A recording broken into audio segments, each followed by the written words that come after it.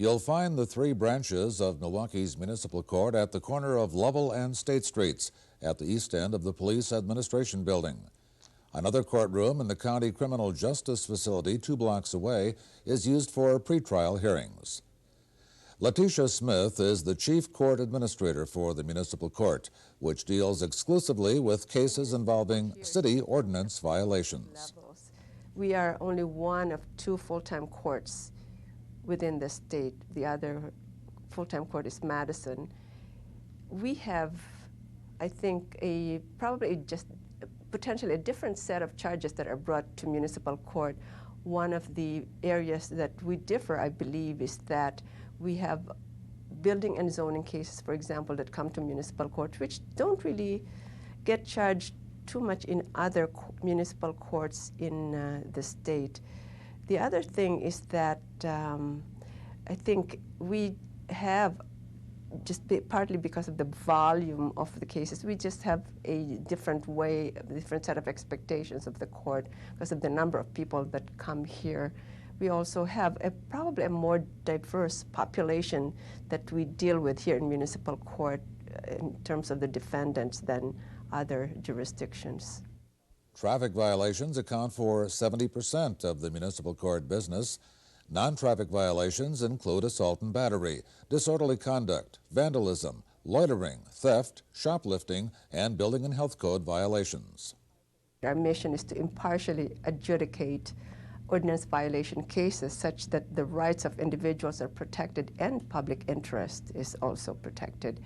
So these are the things that we have to keep in mind as we deal with cases. Of course, the judges are responsible for adjudication, but impartiality is everyone's job, so that the staff of the municipal court would really have to be very sure to provide correct and as complete information as possible to defendants who come to the municipal courts. We have to make the court accessible to the public by being physically accessible, by being understandable to the public. I think all of these things in terms of the information, in terms of accessibility, these are all the things that contribute to impartiality. And I believe we are pretty successful through various efforts that we do to assist the judges in their role in adjudication. The 3 judges of the Milwaukee Municipal Court are Judge James Gramling, Judge Louis Butler, and Judge Vincent Bobbitt. Judge Gramling in Branch 3 is the presiding judge. Before joining the court in 1986, he was managing attorney of the Milwaukee Office of Legal Action. Well, the municipal court is a place that's designed to be a low-cost, quick, efficient place to adjudicate ordinance violations, which simply means that the city has passed a lot of laws in order to regulate the community in some way, and when people are accused of violating those city-created laws, those violations are adjudicated here in municipal court. So it's an alternative to the state criminal court system. When the state passes a law and condemns certain action as being criminal, a violation of those laws will be tried or prosecuted in the circuit court, the state courts. And the city of Milwaukee has chosen to prosecute lower level types of violations in our municipal court. Violation of those ordinances isn't of such a severe nature as would entail all of the trappings of the criminal court system, which might involve use of juries to adjudicate cases, the hiring of public defenders to represent low-income defendants. So the municipal court is a place where these violations can be adjudicated quickly and, for the most part, quite cheaply. A goal of any court system is to fairly adjudicate cases of individual citizens, and that's certainly our predominant goal. It's a special challenge in a municipal court setting because we estimate about 95% of those who come before us do not have attorneys. And in order to fairly adjudicate their cases, it's necessary for us to try to make sure that they have an understanding of the system, an understanding of what's happening in their particular case, and an ability to somehow pull all the facts out of those pro se litigants so that we can get a good sense of what happened and then try to move toward a just result in the case. So our overriding goal is to provide for a fair adjudication of any contested case in our court. At some level, any court system is also responsible for making sure that its judgments are followed. And that's another goal that we have, is to see that in cases where we adjudicate somebody guilty, that the person takes responsibility for the violation and pays whatever price has been ordered by the court. So follow-up or enforcement of our judgments is another important goal in terms of, first of all, how we need to function as a court system, and secondly, what the community, I think, expects of us. Judge Lewis Butler is on the bench in Branch 2 of Municipal Court. Prior to becoming a judge in 1992, he was with the State Public Defender's Office. Well, I see the role as the Common Council does. This is the people's court for the city of Milwaukee, the court where people are most likely to have their first interaction with the judicial system, court where people will often be unrepresented, but they have a story to tell, and it's our job to sit down and listen to what they have to say, try to make it comfortable for them, make sure that justice is done, but also to make it clear that we don't take sides in the cases. We're there to dispense with justice. People are uncomfortable, I think, quite often. What can you do to ease them, to make it easier for them to go through the system? Well, what you try to do is you try to tell people what to expect. There are a number of, for example, written standard negotiations that the prosecutor provides the court with in advance. We don't negotiate on behalf of the city. We don't represent city interests. Our job as judges to decide cases. But people are curious. They don't know what to expect. So they would like to know what's going to happen when they come in with their cases. So when they come in and, for example, enter a plea of guilty or no contest to whatever violation, if there is a standard offer that's out there, we'll advise them of what it is and then make sure that that's what they intend to do when they enter their plea and then act accordingly. On the bench in Branch 1, you'll find Judge Vincent Bobbitt, a former assistant city attorney and police officer, appointed last August by the Common Council. There's a whole host of violations and a whole group of people that will come into the municipal court. But I will tell you, most of the people that I see are the law-abiding individuals. Most traffic violators are people that are not criminals. And this is the courtroom where it's designed to handle the more minor violations. And through the course of the year, some of the more minor violations now are serious in nature. So, I mean, you've got a whole collection of offenses that come in front of me. What I want to do is do justice here. And justice means the people that have committed the offense need to be dealt with. The people that didn't commit the offense or don't have it coming should be found not guilty. And if they did do it, what is the proper punishment? Because each case should be individualized. I mean, we want to have standards and we want to have procedures where across the board, individuals will be treated the same and fairly. But inside of that system, there has to be individualized justice. We have a number of different court systems within the state of Wisconsin. Why is a municipal court important to the city and its residents? This is a system where people can defend themselves if they want to. A lot of people are represented by counsel. But this is the first step. I just look at the municipal court as that when they see me, I hope that they won't be in a criminal justice system as a criminal facing a prison sentence. And I think if I do my job here right, at least they'll walk away with having respect for the system, and hopefully they'll comply with the laws. The municipal court is projecting 185,000 cases this year and next, 35% more than 1996, 80% higher than 1992. Officials say the increase is due to a lowering of the age at which juveniles are seen in court, the decriminalizing of some offenses, and the police department's quality of life policies. Speeding cases used to rank way down in the pecking order in terms of volume here. Speeding cases are by far the #1 traffic case now.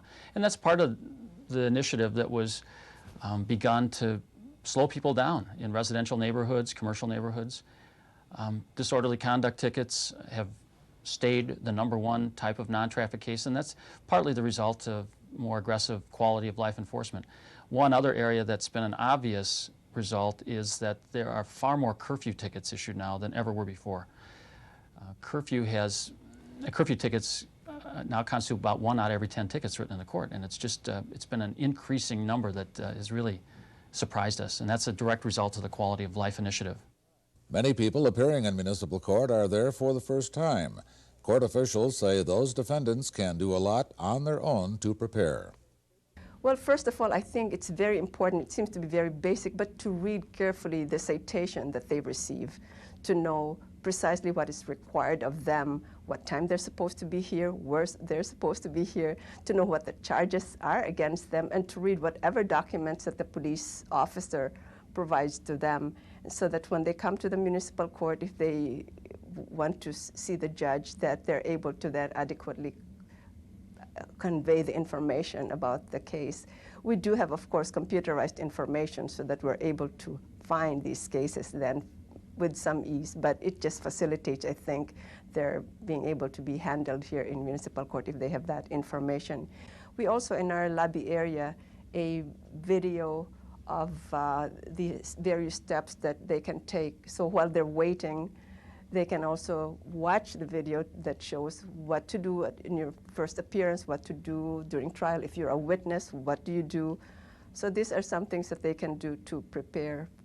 Well, one thing I notice is that if they do come in for a trial and they represent themselves, I don't think, generally speaking, they've given it a lot of thought on how I would present my defense, what things should I highlight. I mean, case preparation, whether or not they even went back to the scene and they're familiar with the area they committed the traffic violation, or it comes now their time to question a witness. They're sitting there thinking, what questions should I ask? And if there'd be any advice that I would give them is, if you're going to have a trial, you know, put a little view to how would I convince somebody that I didn't do it? How do I persuade this judge, or how do I tell them, even though it's not their burden, they have to make some assumptions that the prosecution, when they have their witnesses, are going to carry the, you know, enter their case in chief and in such a way that they're going to satisfy the elements, and I'm going to decide whether or not they did it. Well, then it flips over to the defendant, where you got to start thinking, what do I need to tell this judge to convince him I haven't done it, or to show him I haven't done it, or what argument should I make to show that the mistake has been made? And I think if they think like that, I'll find the information. A lot of times after it's over with, they say, well, Judge, if you would have known this, and I said, well, why didn't you put that in on your case? Because once it's over with and the case is closed, the evidence is stopped being put in, I've got to consider what I heard. The information I need to know, you have to ask the questions, because the prosecutor isn't going to ask them all for you. His job is to present the city's case. And I know they have the interests of justice, and they have their ethical code as well as I do. We want to find the truth, but nevertheless, I mean, I can't ask the questions. I only do that rarely. I sit there and I basically decide. The Boy Scout motto, be prepared. Well, it wouldn't hurt. It would not hurt. It always helps to be prepared. I mean, we don't know anything about any violation before it gets to us. I never read the back of the citations unless there's been a finding of guilt or a finding of not guilty, but not until the facts are heard. So I don't know anything about the cases, neither do Judge Gramling or Judge Bobbitt. So when people come in, they have to be prepared to tell us what happened. Now, if there's going to be a contested action, if they want to fight their case, obviously the initial appearance is not the place to do it. We don't have the prosecutor there. The other side's not represented. So we'll set it over either for a pretrial and give people a chance to discuss it among the parties and see what they can hammer out, or we'll set it for trial and give them a chance to come in and bring their witnesses and contest the action. And we try to be as fair as we can about it, and we call it as we see it. But when people come down, they're a little confused. They're scared. I mean, a number of people who come in there and they really don't know what to expect. They're shaking. They're nervous, and so they're there and they come in, and we try to just talk to them. I mean, we communicate and tell people what's going to happen with the case. What happens if there's a guilty plea or no contest plea? What's going to happen if there's a not guilty plea? What our role is as a judge. I mean, you'd be amazed at how many people come in and say, okay, Judge, what can you do for me? Well, I'm not here to do anything for you. I'm here to decide a case. But if you want to know what happens in these kind of cases, then you lay it out for them, and then people know what to expect, and then they can act accordingly. And I think our job is to make sure that whatever happens in the courtroom, people are fully informed and that justice is served. What kind of latitude do the judges have in determining what sentences will be for the defendants in their courtroom? What kind of discretion do you have? We have the same type of discretion as any other court. I mean, there's a range of penalties that the Common Council or the state legislature gives us to work within. In some violations, they're mandatory minimums, and when you have mandatory minimums, you have to apply at least that amount. But we have the range that we work within. We're supposed to take into consideration the character and background of the defendant. We do have some guidelines from the Supreme Court, particularly in traffic matters, where they have a deposit schedule to try to bring about uniformity so that it doesn't appear that some people get fairer justice than others. So we have deposit schedules, we have approaches that we try to make uniform among the various municipalities, but we also have the ability to take into consideration various issues regarding an individual case and how that should be applied. But the tools at our disposal are limited. I mean, you've got a license suspension, you can go after a person's property in circuit court, you can incarcerate an individual for refusal to pay a forfeiture, you can suspend license plates. But short of that, there's not many things that we can do at our level. We don't have criminal jurisdiction. We can't incarcerate just because of the violation. And so we have to make sure that the tools that we have available to us are indeed there. Because if we can succeed at our level, then we don't have to worry about people graduating and moving into the criminal justice system. As in most courts, there is an open door policy, so people can sit in and observe any trial. In another attempt to acquaint Milwaukeeans with the court, the City Channel has been broadcasting some of its trials. One of the reasons the City Channel has begun televising some of the municipal court trials is to help the court educate the public about what goes on here. Do you think that this has been effective as an educational tool? We've all felt that it's been a very good tool for letting people in the community know about how this court functions. This court is very different from the court that's pictured on television, where juries are involved, where lawyers are sparring. This court's much different from that, and it's very good, I think, for people to know that, first of all, most people do come in here and handle their cases on their own, and secondly, some can do it very effectively. So the televising of our trials, I think, has been very educational, I sense, for the community at large. And this was a first for us. And you'd be amazed at the number of people that would walk up to you on the street and say, "Hey, I saw you last night on TV. That was an interesting trial." Then they want to talk about the case. But they realize it's not like Judge Judy, it's not like Wapner or some of the other judge shows, Mills Lanes or whatever. It's real court, it's a real court, it's a real justice system. And that people are there to tell their side of the story on issues that are before the court. And you have people on the other side, people who want to advance the prosecution, people who want to defend. So we have to go in there and filter through the evidence, figure out what's what, and then make our call accordingly. What the trials actually show is actually the most complex, essentially, of the proceedings of the court, so that people can understand what to prepare for, what kind of questions they might expect, what questions they might ask if they were the defendant of those people who have a case against them. So, and then also they can somehow peer into the heads of the judges as to what it is that contributes to the decision that the judge makes on their case. And then the other portion, the 30%, goes to the state to pay for various programs that the state has, and also to the county. This system is running on a profit. It's running a positive cash flow. That money that they get from those fines can go to other areas that will help the city, whether it's paying for additional policing, police equipment, programs within the community to help people that are troubled. Not only that, the minor violations are being dealt with so that they don't become major violations. This system clearly has a place in the city of Milwaukee and most communities, because you need a court system that can handle minor violations and yet do it where it's not going to be a drain on the taxpayer, and that it's not going to some of this conduct's not going to go unpunished, where it then results in more serious conduct later on.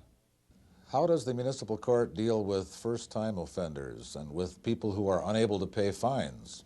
We've had community service programs for years where a person is truly indigent but has the ability to work off a fine. We've been doing that for a long period of time on non-traffic cases. But in the traffic area, we've traditionally taken the approach that if you're suspended for non-payment of a forfeiture, then until you pay your forfeiture, your driver's license remains suspended, and then you get the chicken and the egg. Well, how does a person get to work to pay off the fine? So what we've done with people at the bottom end of the spectrum, that's the W-2 individuals, was we worked out a program with the Legal Aid Society, where if they come in and do community service for their total forfeitures at 25%, then we'll terminate the suspensions and work with them on getting their license back so they can pay off the balance with now the job that hopefully they have. So it's a system that benefits the city of Milwaukee, yet requires the individual to take responsibility for their actions. I think we've got to be careful not to get into the business of acting on merely a promise. I mean, when I first got here, I know that people come in all the time and say, Judge, if you just lift my suspension and give me 60 more days, I promise I'll have it paid. And then 60 days later, they were suspended again. And so what we try to do is make sure that people take responsibility for what it is that they've done out there. And if they take active steps to show that they're serious, then we'll work with anyone. But if they don't take those steps, then we have to draw the line, and whatever the alternative disposition is that's outstanding, we leave it outstanding. As the municipal court works to make the process more understandable, it is also working to make the process more user-friendly. Collecting fines is often a challenge, and the court makes it easier to pay fines by mail, telephone, or fax. We have also put various forms that are commonly used in municipal court in the internet so that then they can download those. They still cannot fill out those forms online, but however, at least they can fill those out and mail them or fax them to us. That would be forms, for example, for pleading not guilty, or various motions for discovery to get more information on their case in preparation for a trial or a pretrial or some appearance in the court. So those are forms that are available in the internet. So I think that what essentially we're trying to do is to make it possible for people to conduct business with the court without having to come here if the nature of the transaction warrants it, for a whole variety of reasons that paying court fines are not necessarily the top priority in a lot of people's agenda. So actually we started using agency collection services some time back. I believe it was some 7 years ago when we started doing that, and have actually expanded the use of these collection agency services to include traffic and non-traffic cases. We started out with only placing these cases that have to be, that are overdue. We started with the non-traffic cases, but we have then included traffic cases. So that's been pretty successful in terms of getting people to pay up. The judges, of course, are also pretty tough in that they are requiring people who want to have time to pay something before they can then get extensions of time to pay, unless there are really some absolutely extenuating circumstances. Then, of course, there are also other ways by which the collection of fines are assisted, and that is the license suspension, as well as potentially being jailed for not complying with the court orders. But as you know, jail is not necessarily what the judges would prefer to do with defendants who do not pay, but sometimes that is what would have to be done. And we actually have in the House of Corrections probably some 1,800 people a year who get jailed for refusing to pay or refusing to take care of their fines in court. In addition to determining the guilt or innocence of a defendant and to imposing fines on the guilty ones, the municipal court judges are also interested in encouraging lawful behavior and discouraging repeat violations. The ideal, of course, in our city or any city would be to eliminate illegal behavior altogether. What can judges do to encourage lawful behavior and discourage repeat violators?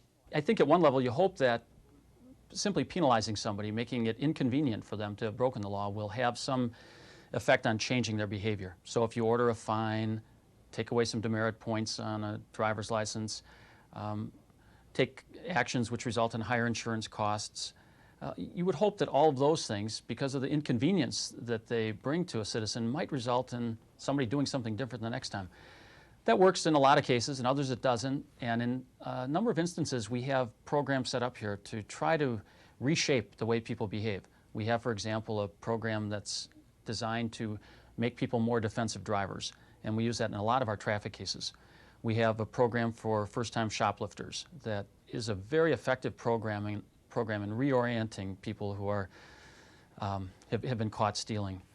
We have a couple of different programs that are set up to work with juvenile offenders both in terms of changing their behavior and in giving them an opportunity to pay back for violations by doing community service and participating in group sessions that might give them a better sense of what it means to be part of a community instead of somebody who's working against the interests of the community. We always have to be mindful of the fact that after the fact is always too late. You already have a victim.